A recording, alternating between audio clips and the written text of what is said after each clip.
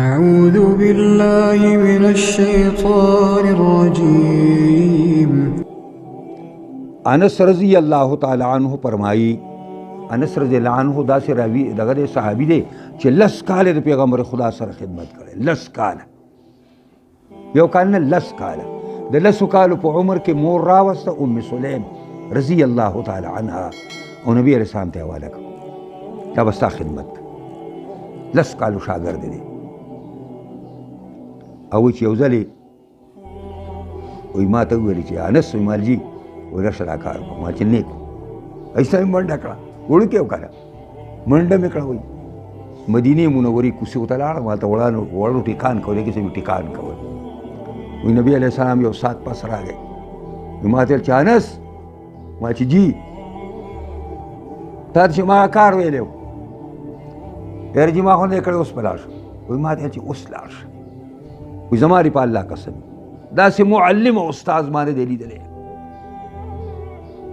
لا قهرني ولا قهرني ولا ضربني، نه ورټلم نه راته بدې خبرې وکړې نه ووالم. وایي ما ته ویل زه اوس لاړ شم. موږ د داسې پیغمبر امتیان یو چې انس وایي وایي داسې معلم ما پر سترګو نه دی لیدلی، داسې استاذ مهربان دا ما نه دی لیدلی کوم چې جناب محمد رسول الله صلی الله علیه وسلم. نو انس وایي من قرأ القرآن يقوم به آناء الليل والنهار يحل حلاله ويحرم حرامه حرمه الله لحمه ودمه على النار وجعله مع السفرة الكرام البررة حتى إذا كان يوم القيامة كان القرآن حجة له. انس رضی اللہ عنہ وایي چې پیغمبر خدا فرمایل چا چې قرآن ولوستو او قرآن زده کړ، بیا پر قرآن باندې د شپې په اوقاتو کې د ورځې په اوقاتو کې لګیا دی، منځونه کوي، تلاوتونه کوي، یحل حلاله او د قرآن حلال حلال ګڼي چې قرآن څه ته حلال ویلي دی هغې ته حلال وایي، ویحرم حرامه او د قرآن حرام حرام ګڼي، څه چې قرآن کوم شي ته حرام ویلی حرام ګڼي او حرام ګوتې وله نه وړي. حرم الله لحمه ودمه على النار، د داسې انسان وینه او د داسې انسان غوښه به الله په اور حرامه کي. وجعله مع سفرة الكرام البررة، او به ګرځوي الله د هغه فرشتو کاتبانو عزتمندو نیکانو فرشتو سره به دی ملګری، حتی اذا کان یوم القیامه، حتی چې کله قیامت قایم شي کان القرآن حجة له، قرآن به د دلیلي د خلاصۍ را به شي او د پاره به سپارش کوي.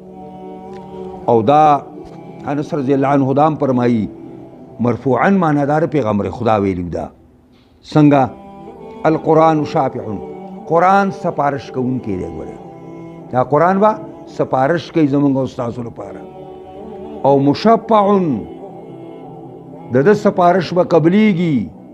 یو سړی راځي سپارش کوي خو څوک یې نه مني، څه به کوي؟ نه، قرآن به د الله دربار کې سپارش د قرآن والو دپاره کوي او به قبلیږي.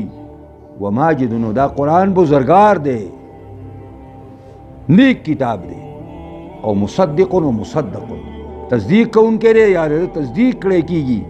من جعله امامه قاده الى الجنه، چا چې دا خپل امام کو، خپل مقتدای کو، خپل قائد کو، دی به جنت ته ورسي، جنت ته به راکاږي. ومن جعله خلفه، چا چې شاته واړو دا قرآن او شاته واچو ساقه الى النار، الله به اور ته به راکاږي. دا قرآن بیا ګورې داسې هغه ایرکشن چې ورته وایي، دا چې په دې هدایت حاصلې نو هدایت درته کوي، او که نه حاصلې نو بیا دې بل طرف ته دنګوي.